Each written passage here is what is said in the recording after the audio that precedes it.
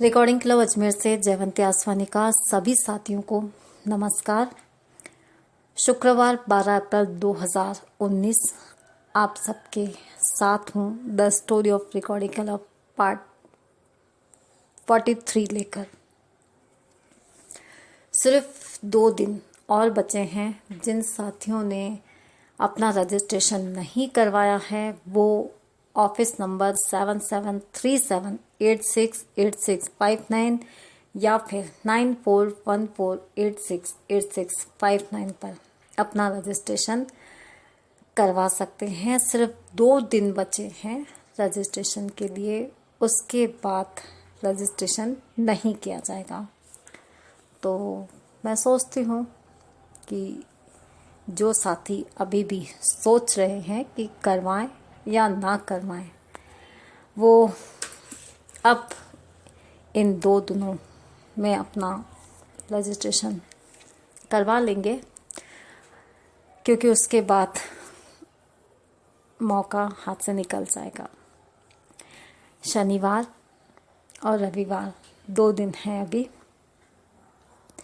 जल्दी से जल्दी करवा लीजिए रजिस्ट्रेशन। बहुत अच्छा मौका मिल रहा है। समर वैकेशन में एंजॉय करने का, हाथ से जाने मत दीजिए। उसके साथ ही रिकॉर्डिंग क्लब की पूरी टीम से मिलने का, जीके कंपटीशन का मौका, मतलब हर तरह से समर वैकेशन सक्सेस। चलिए साथियों, ये तो हुई चतुर्दृष्टि बाधित सशक्तिकरण सम्मेलन की, जो कि आबू रोड पे आयोजित किया जा रहा है। इसके बाद शुरुआत करती हूँ अपनी स्टोरी को आगे बढ़ाने की। पिछले भाग में मैंने बताया था कि कितनी मुश्किलें आ रही थी रिकॉर्डिंग करने में। समझ नहीं पा रहे थे लोग कि क्या है इस काम का महत्व, क्या है ये काम, क्या है। मेरे लिए तो ज़रूरी था ही, अच्छा भी लगता था, रुचि अनुसार करना भी था, लेकिन दूसरों को समझाना ना बहुत मुश्किल होता है, उन्हें नहीं समझा सकते। लेकिन हम किसी को ज़बरदस्ती भी नहीं कर सकते। कुछ काम ऐसे होते हैं कि जो कि सिर्फ भावनाओं से जुड़े होते हैं, लेकिन लोग उसे आर्थिक दृष्टि से आंकते हैं कि अगर आपने 5-6 घंटे काम कर लिया तो इसका मतलब ये है कि आपकी इनकम इसमें बहुत ज़्यादा है। और ऐसा कैसे हो सकता है कि इतने घंटे जब आप काम कर रहे हैं और इतना कम पे आप हमें बता रहे हैं, शो कर रहे हैं, इतना नहीं है। लेकिन नहीं समझा सकते किसी को भी, किसी की सोच बदलना आसान नहीं होता है। खैर, मेरी भी मजबूरी थी। मकान किराए पे लिया था, अभी 1 महीना भी नहीं हुआ था, तो मैं खाली नहीं कर सकती थी। आप जानते हैं कि रेंट पे मकान मिलना बहुत मुश्किल काम है, नहीं मिल पाता है। तो मैंने उनसे कहा ठीक है, अभी नहीं, शाम को इस बारे में बात करते हैं, जो भी होगा डिसीज़न शाम को लेंगे। तो उस समय तो वो चले गए। उसके बाद आप समझ सकते हैं, होता है पूरा दिन एक टेंशन में बीता कि क्या होगा, कैसे होगा। तब मैंने उनकी जो वाइफ थी उनसे बात की, मतलब उन्हें समझाने की कोशिश की। और उनके जो बच्चे थे वो भी पढ़े लिखे थे, काफ़ी समझदार थे। उनसे मैंने बात करने की कोशिश की, लेकिन वो समझते हुए भी उस चीज़ को नहीं समझना चाहते थे। मतलब फाइनली ये था कि उस घर में जो थे उनके पिता जो कहेंगे वही होगा। मतलब वो समझते भी मेरे सपोर्ट में। और निश्चित है कि हर व्यक्ति अपनी फैमिली के सपोर्ट में ही होता है। तो मुझे पता था कि निर्णय जो है वो मेरे पक्ष में तो नहीं होना है। ठीक है, इसका कुछ न कुछ रास्ता और निकालेंगे, लेकिन जो कैसेट कम से कम हो गई है, जितनी भी हुई है, वो उन बच्चों को दे दी जाए तो वो पढ़ तो सके, जब तक कि फिर आगे का कोई सामंजस्य रिकॉर्डिंग करने का बैठे। अब वो रिकॉर्डिंग जब मैंने बच्चों को फ़ोन करके बताया, मैंने उन्हें रीज़न तो नहीं बताया कि क्यों पूरी नहीं कर पाई हूँ, लेकिन मैंने कहा कि जो जितनी बुक्स हो गई है कम से कम तुम वो ले जाओ ताकि तुम अपनी पढ़ाई जो है वो स्टार्ट कर सको। और बाकी की भी, अभी मैंने मकान शिफ्ट किया है, थोड़ा काम है, बिज़ी हूँ, तो जैसे फ्री हो जाएगा तो मैं और बाकी की तुमको करके और दे दूँगी। तो जिन बच्चों की जितनी बुक्स हुई थी वो तो मैंने उन्हें दे दी। कुछ जोधपुर वालों की थी उस समय, और एक दो अजमेर से स्टूडेंट थे, उनकी भी रिकॉर्डिंग थी।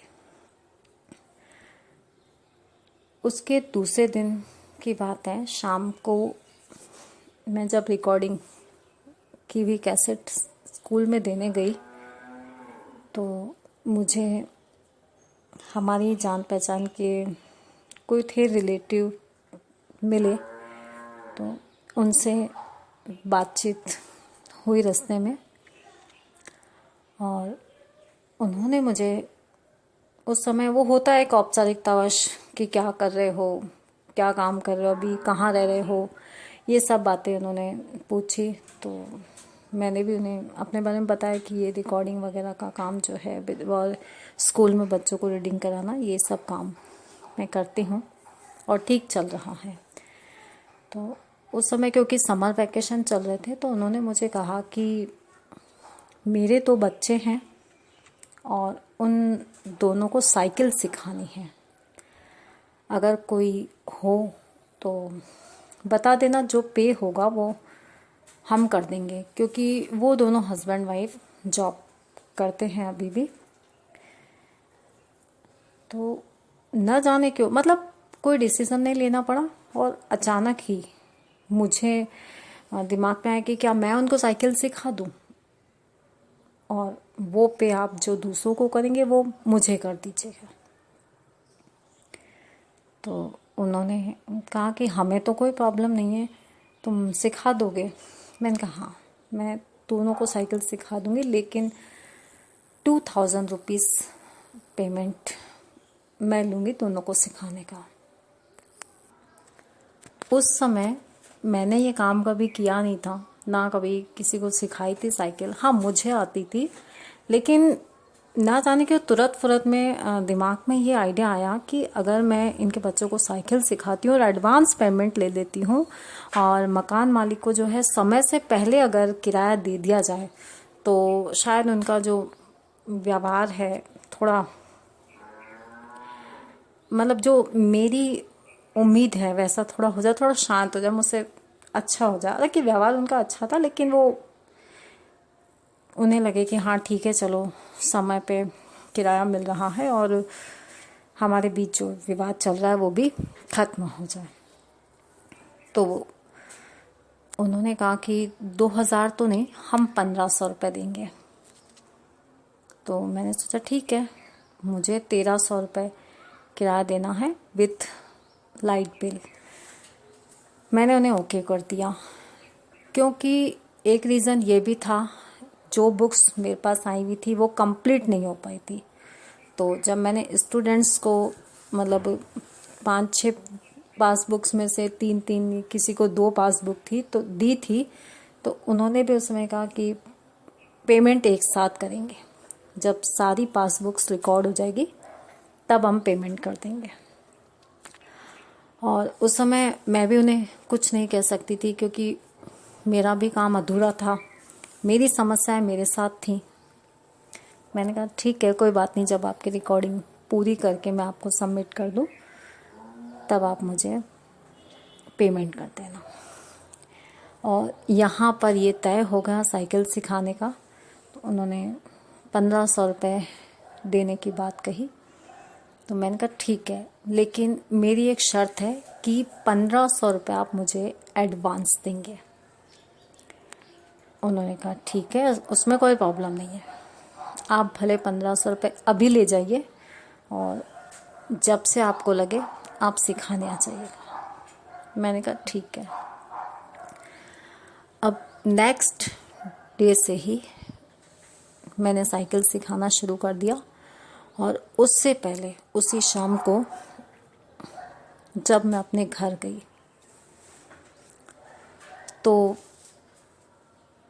अंकल जी आ चुके थे जो मकान मालिक थे, और हमारा घर ऊपर था। मैं नीचे ही जाकर मैंने उन्हें 1300 रुपये दे दिए। मैंने कहा ये 21 जून को मैं आई थी और जुलाई का माह चल रहा है, यानी 21 जुलाई होने से पहले ही मैंने उनको किराया विथ लाइट का बिल दे दिया था। उन्होंने बड़ी शांति से वो पैसे ले लिए, और मैं जो चाहती थी कि वो मुझे कुछ कहें, इस बात को लेकर कोई चर्चा हो, तो उन्होंने ऐसी कोई चर्चा नहीं की।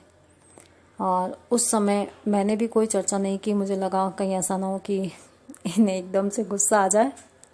मैंने कुछ नहीं कहा। लेकिन नीचे से ऊपर तक जो चंद सीढ़ियों का फासला तय किया, उसमें यही महसूस किया कि एक बार वो मुझसे इस विषय में चर्चा करें तो मन को थोड़ी शांति मिल जाए, एक तसल्ली आ जाए कि हाँ चलो मैं रिकॉर्डिंग कर सकती हूँ। लेकिन ऐसा कुछ भी नहीं हुआ।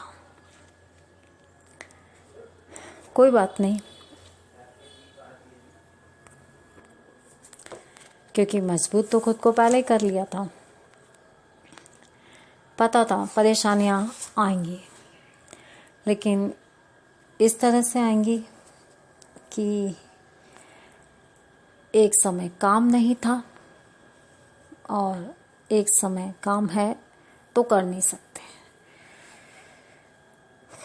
घर में पड़ी किताबें देखकर ऐसा लगता था कि क्या करूं, कैसे, मतलब कुछ समझ नहीं आता था कैसे इनको कंप्लीट। बस यूं लगता था कि बैठ जाऊं रिकॉर्डिंग करने। लेकिन ये भी डर रहता था कि अगर उन्होंने मुझे देख लिया तो फिर समस्या खड़ी हो जाएगी। फिर मैंने सोचा कि चलो 1-2 दिन छुट्टी बनाओ, शांति बनाए रखते हैं, उसके बाद ठंडे दिमाग से उनसे बात करेंगे। अपनी तरफ से पूरी कोशिश की जाएगी। और वैसा ही मैंने किया। दूसरे दिन शाम को मैं गई। जो मैंने साइकिल सिखाने का काम किसी से तय किया था, मैंने कभी किसी को सिखाई नहीं थी। लेकिन बच्चों को साइकिल सिखाना तो आम बात है, इसमें कोई बड़ी बात नहीं है। लेकिन उसमें मेहनत करनी पड़ती है बहुत ज़्यादा। और उनके एक बेटा था, 12 साल का करीब था, और एक बेटी थी छोटी, वो 8-9 साल करीब ऐसे कुछ थी। और दोनों बच्चों को मैंने बारी बारी से उस दिन साइकिल सिखाई। उसके बाद गर्मियों के दिन थे, हालात ख़राब हो गए, पसीना पसीना पूरा। और जब मैं घर आई तो मेरे पास सूरज एक स्टूडेंट उस समय में था। अब तो शायद कोई प्राइवेट जॉब वो कर रहे हैं। फ़ोन आया था। पढ़ाई तो सूरज की कंप्लीट हो चुकी थी और कुछ कॉम्पिटिशन्स की तैयारी के लिए, जीके की तैयारी से करनी थी। तो उसने मुझे फ़ोन किया पढ़ने के लिए। मैं तो तैयार थी पढ़ाने के लिए, मुझे तो रीडिंग करनी ही थी। और मैंने सूरज से भी कहा हाँ कोई प्रॉब्लम नहीं है, तुम कभी भी आ जाओ, कल से ही स्टार्ट कर दो, मॉर्निंग में मैं फ्री हूँ। और वही आम चर्चा जो होती है कि स्कूल वगैरह में अभी कोई बैच है नहीं, तो काफ़ी परेशानी हो रही है, क्योंकि न जाने क्यों बहुत अलग है माहौल इस साल स्कूल में बच्चों का। तो सूरज ने भी मुझे ये कहा कि हाँ, अभी जुलाई है, थोड़ा टाइम लगेगा, सब अलग अलग होते हैं और धीरे धीरे बैच तो आपको मिल ही जाएंगे। तो जीके कंपटीशन की तैयारी के लिए फ़िलहाल मैं रीडिंग के लिए आ जाता हूँ, तो मेरे लिए और अच्छी बात थी। मैंने कहा ठीक है। हमारे घर तो वो आ नहीं सकते थे क्योंकि थोड़ा दूर था और प्रॉब्लम भी थी, रास्ता सही नहीं था। लेकिन मैंने उससे कहा कि तुम जहाँ मम्मी पापा रहते हैं वहाँ आ जाओ, बहुत खुला एरिया, पढ़ने में कोई प्रॉब्लम नहीं है, वहाँ पे आ जाओ, वहीं रीडिंग कर लेंगे। ये बात हुई मेरी सूरज से उस समय। और बहुत थकान उस दिन शरीर में हो भी रही थी, कुछ काम ना करके भी। और ये थकान शायद साइकिल जो सिखाई थी उसमें काफ़ी दौड़ लगानी पड़ती थी, इस वजह से हो रही थी। पर ये कह सकते हो अच्छी खासी एक्सरसाइज उस दिन हो गई थी मेरी। और जब मैं घर पहुंची वही शाम का समय था और वही सामने अंकल जी बैठे हुए थे। मैंने बड़ी उम्मीद भरी नज़रों से उनकी तरफ देखा कि शायद वो रिकॉर्डिंग को लेकर कुछ नर्म दिल हुए हों, बट नो, उनकी कोई प्रतिक्रिया मुझे नहीं मिली। पर जब मैं अपने घर गई, ऊपर मैंने बताया रूम था हमारा, और वहाँ उस दिन मेरी मुलाकात मेरे उस साथी से हुई जिसका जिक्र पिछले 2 पार्ट में मैं करती आ रही हूँ। तो मानो सारी थकान उसने मिटा दी, मन एकदम प्रसन्न हो गया और रास्ते खुद ब खुद नजर आने लगे।